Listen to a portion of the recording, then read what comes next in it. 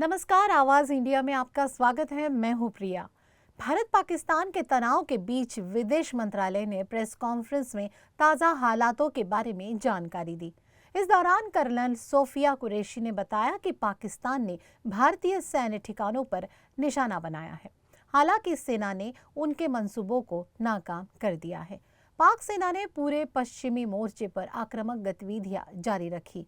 उन्होंने लड़ाकू विमानों का इस्तेमाल किया। पाकिस्तान ने हवाई घुसपैठ का प्रयास किया। उधमपुर, भुज, भटिंडा, पठानकोट सहित 5 जगहों पर उपकरण को हानि पहुंचाई। पड़ोसी देश की सेना ने श्रीनगर, अवंतीपुरा में चिकित्सा परिसर और स्कूल को निशाना बनाया। कर्नल सोफिया ने आगे कहा कि भारत तनाव नहीं चाहता है, लेकिन पाकिस्तान की तरफ से उकसावे की कार्रवाई की जा रही है। ऑपरेशन सिंदूर पर 7 मई 2025 को हुई प्रेस कॉन्फ्रेंस के दौरान भारत ने अपनी प्रतिक्रिया को केंद्रित, संतुलित और गैर उत्तेजक बताया था। यह विशेष रूप से स्पष्ट किया गया था कि पाकिस्तानी सैन्य ठिकानों को निशाना नहीं बनाया गया। साथ ही दोहराया गया कि भारत में किसी भी सैन्य लक्ष्य पर हमले का उचित जवाब दिया जाएगा।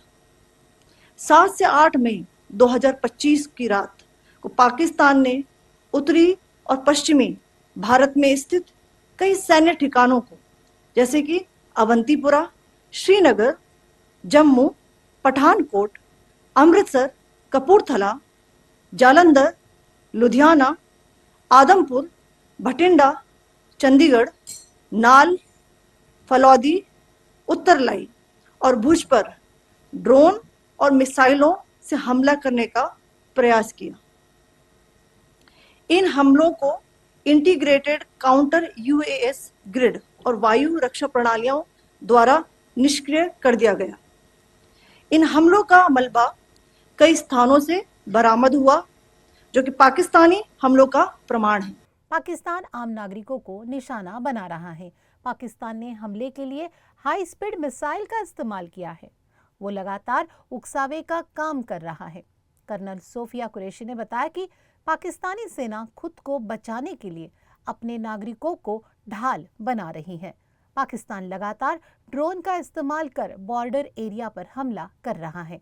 हालांकि भारतीय सेना पाकिस्तान की हर कोशिशों को नाकाम करने में कामयाब रही है। आज सुबह भारतीय सशस्त्र बलों ने पाकिस्तान के कई स्थानों पर वायु रक्षा रडार और प्रणालियों को निशाना बनाया।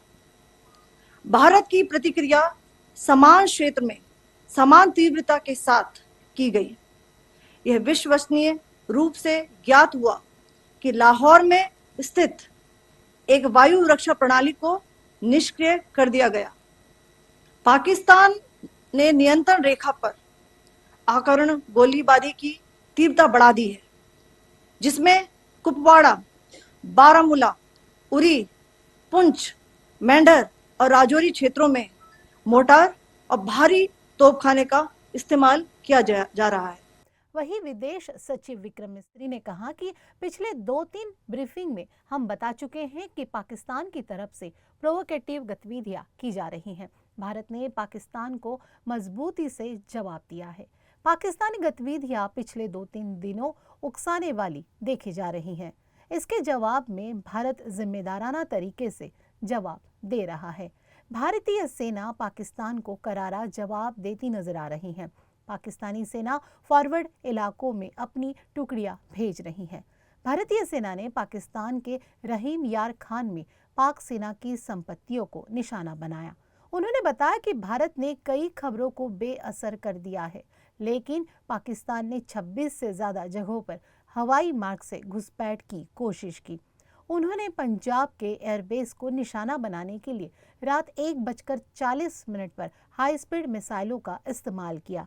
इसके अलावा विंग कमांडर व्योमिका सिंह ने बताया कि भारतीय सेना ने नियंत्रित तरीके से पाक के सैन्य ठिकानों को निशाना बनाया। पाकिस्तान की तरफ से फेक नैरेटिव चलाया जा रहा है। The actions that were taken by Pakistan last night were targeted at Indian cities and civilian infrastructure, in addition to some military targets. The Indian Armed Forces responded proportionately, adequately and responsibly. ये जो हमले हुए कल रात को भारतीय सैन्य इकाइयों ने पर्याप्त रूप से और एक जिम्मेदाराना रुख अपनाते हुए इन हरकतों का उत्तर दिया.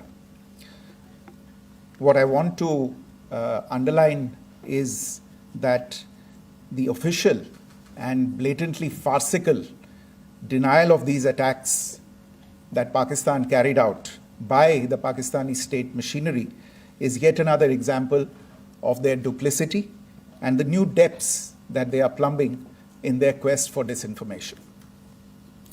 The other point in the same vein is Pakistani claims that they did not target or attack any religious places. You would recall that yesterday I shared with you an incident related to the attack on a Gurdwara in Poonch.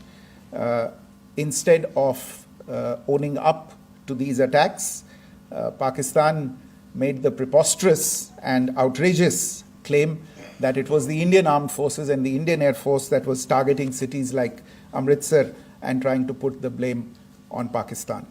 This is nothing but a desperate attempt by Pakistan to disown its acts of aggression, but it is also true to type in its effort to deceive and mislead the world. It will not succeed. The Gurdwara in Poonch in particular was attacked by Pakistan, and some local members of the Sikh community, including a Ragi of the Gurdwara, lost their lives in this incident, as I shared yesterday. TV पर आप इस हमले के चित्र देख सकते हैं. In addition, that we would attack our own cities is the kind of deranged fantasy that only the Pakistani state can come up with. Perhaps they do it because they are well versed in such action, as their history would show. The last point I wanted to make this evening is again this disinformation that is coming from Pakistan about India targeting the Nankana Sahib Gurdwara through a drone attack.